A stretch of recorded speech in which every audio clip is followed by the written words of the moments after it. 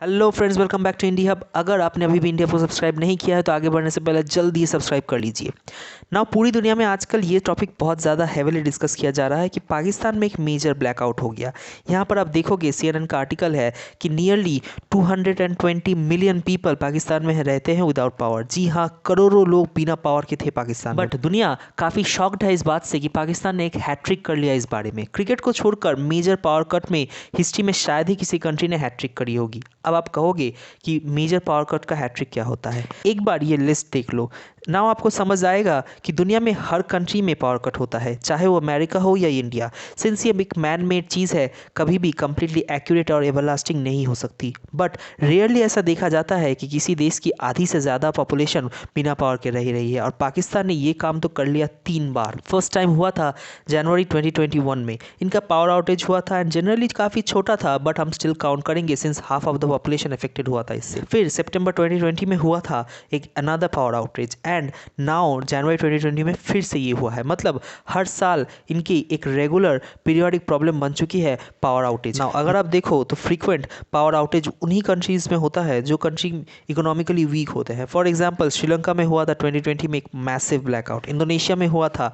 आज के समय ऑल्दो मैं कहूँगा इंडोनेशिया बहुत ज़्यादा स्टेबल हो चुका है। एंड फिर आज से 11 साल पहले इंडिया में भी हुआ था जुलाई 2012 में एक बड़ा पावर आउटेज। नाउ इंडिया के केस में बहुत सारी स्टेट्स में पावर चली गई थी इन 2012। देश का जो नॉर्दर्न ग्रिड है वहाँ पर प्रॉब्लम आ गया था। इसकी वजह से वर्ल्ड स्टेज में देश का काफ़ी नाम खराब भी हुआ था। तब से लेकर आज तक भारत ने नेशनल ग्रिड एस्टैब्लिश किया है, इसलिए हमारे यहाँ फिर से ऐसा होने के चांसेस बिल्कुल ना के बराबर। बट हाँ, अगर किसी शहर में साइबर अटैक हो जाए जैसे मुंबई में हुआ था 2020 में, तो अलग बात है। मगर आधी से ज़्यादा पॉपुलेशन ब्लैकआउट फेस अभी नहीं करेगी इंडिया में। इन द फ्यूचर भी ऐसा नहीं होने वाला।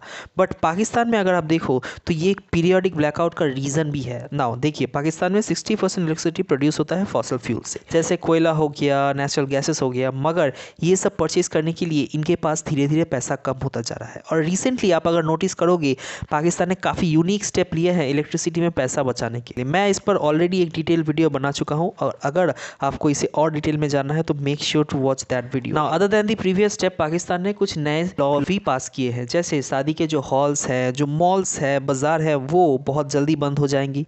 फिर ये भी बताया गया है कि इनके देश में बल्ब्स और फैंस की मैन्युफैक्चरिंग भी बंद कर दी जाएगी। तो जब बल्ब्स और फैंस ही नहीं होंगे तो आप किस में इलेक्ट्रिसिटी खर्च करोगे। अब ये सब बातें तो सबको ओपनली पता है, मगर पाकिस्तान के ऑफिशियल्स एक और ट्रिक यूज़ करते हैं। विंटर के टाइम पाकिस्तान में लोग जब सो रहे होते हैं, as a single time zone country, रात को पूरे पाकिस्तान में इलेक्ट्रिसिटी टर्न ऑफ कर दिया जाता है। इससे और भी थोड़ा सा पैसा बच जाता है। बट फिर 22 जनवरी 2023 के प्रात ये पावर सिमिलरली ऑफ किया गया था।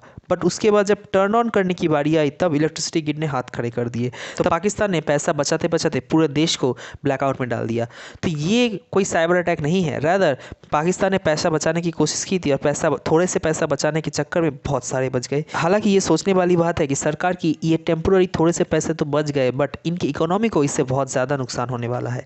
पाकिस्तान की factories, work station, transport, even army को भी अगर आप देखो तो इलेक्ट्रिसिटी की रिक्वायरमेंट होती है। कहीं ना कहीं पाकिस्तान को ये खुद से ज़रूर पूछना होगा कि इनके इलेक्ट्रिसिटी पावर ग्रिड इतना ज़्यादा कमज़ोर कैसे हो गया कि सिर्फ power turn on and turn off करने से ही ये ग्रिड बंद पड़ गया, जबकि Pakistan China corridor already open हो चुका है, जो कि शायद 10 साल से सुन रहे हैं हम। इसमें बताया गया था चाइना पाकिस्तान के लिए बहुत सारे पावर प्लांट बिल्ड करेगा, और इनके जो पावर ग्रिड्स है उसे भी और भी स्ट्रॉन्ग बनाने की पूरी कोशिश की जाएगी, ताकि पूरे पाकिस्तान में इलेक्ट्रिसिटी पहुँच सके। उस समय डिस्कशन ये भी हुआ था कि पाकिस्तान के जो कोर पावर प्लांट्स है वो कहाँ हो सकते हैं, इवन दो पाकिस्तान में बहुत ज़्यादा कोयल आपको नहीं मिलेगा एज ए फ्यूल यूज़ करने के लिए। बट यहाँ एक्चुअली में हुआ क्या, तो देखिए, जो भी पावर प्लांट पाकिस्तान ने चाइना और चाइनीज़ कंपनीज से उधार लेकर बनाया था, वो पहली बात तो लोन की इंटरेस्ट रेट बहुत ज़्यादा होने की वजह से प्रोजेक्ट शुरू तो हुए बट आगे नहीं बढ़ रहे हैं। उसके अलावा एक और बहुत बड़ा इशू है, जो चाइनीज़ ग्रिड इंफ्रास्ट्रक्चर है वो बहुत ज़्यादा लो क्वालिटी का होता है। मगर शॉकिंग बात यहाँ ये है कि एक तरफ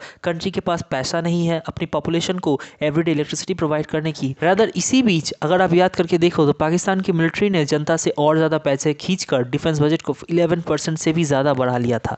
आज की ग्लोबल पावर रैंकिंग में इसी वजह से पाकिस्तान को 7th रैंक दिया जा चुका है। हाँ जी हाँ, 7th रैंक दिया जा चुका है पाकिस्तान को in the global power ranking. And इसका मेन रीज़न है पाकिस्तान की जनता ऑलमोस्ट उनके मिलिट्री के हाथों बंदी बनी हुई पड़ी है। पाकिस्तान के लोग अपनी मर्जी से अपने पीएम भी नहीं चुन सकते। ये लोग मिलिट्री को ये भी नहीं कह सकते कि रीजन में पीस मेंटेन करो, अपना डिफेंस बजट कम करो और इकोनॉमिकल इंप्रूवमेंट पे भी ध्यान दो। तो आप एक तरह से कह लीजिए पाकिस्तान के आर्मी ने अपनी पॉपुलेशन को हॉस्टेज बना कर रखा है। इसीलिए सिर्फ अगर मिलिट्री पावर की तरफ से देखिए तो दे आर क्वाइट पावरफुल, जबकि पाकिस्तान की जो पावर प्रॉब्लम्स हैं इनका सोल्यूशन बहुत ईजी है। जैसे आप अगर रिसेंटली देखो तो अदानी पावर्स आज के समय एक्सपोर्ट कर रही है पावर बांग्लादेश को। उसी तरीके से कई इंडियन कंपनीज आसपास के जो कंट्रीज हैं उनको पावर एक्सपोर्ट करना स्टार्ट कर देगी थ्रू इंटरनेशनल ग्रिड्स। और ऐसा नहीं कि इंडिया सिर्फ पावर एक्सपोर्ट ही करता है, काफ़ी बार एनर्जी परचेज भी किया जाता है। इन दी पास्ट हमने नेपाल से काफ़ी बार इलेक्ट्रिसिटी परचेज किया है एंड जब नेपाल को इलेक्ट्रिसिटी की ज़रूरत होती थी तो हम इलेक्ट्रिसिटी नेपाल को एक्सपोर्ट भी करते थे। इसी तरह अगर पाकिस्तान की जनता अपनी आर्मी को कंट्रोल में ला सके और रीजन में पीस मेंटेन कर सके तो हम उनको भी पावर एक्सपोर्ट कर सकते हैं। क्योंकि एशिया में एक कॉन्सेप्ट डिस्कशन किया जा रहा है आज के समय, जिसको लेकर जापान काफ़ी एक्साइटेड है, जिसको कहा जाता है एशियन सुपर ग्रिड। इस प्रोजेक्ट में हम एशिया के सारे मेजर कंट्रीज को एक साथ एक ही पावर ग्रिड से, एक इंटरनेशनल ग्रिड से जोड़ देंगे। उससे एशिया में कभी पावर कट होगा ही नहीं। जब भी किसी कंट्री को इलेक्ट्रिसिटी की कमी होगी तो वो किसी दूसरे कंट्री से इलेक्ट्रिसिटी इंपोर्ट कर सकता है और किसी कंट्री में अगर इलेक्ट्रिसिटी ज़्यादा हो गई तो वो दूसरे कंट्री को एक्सपोर्ट कर सकता है।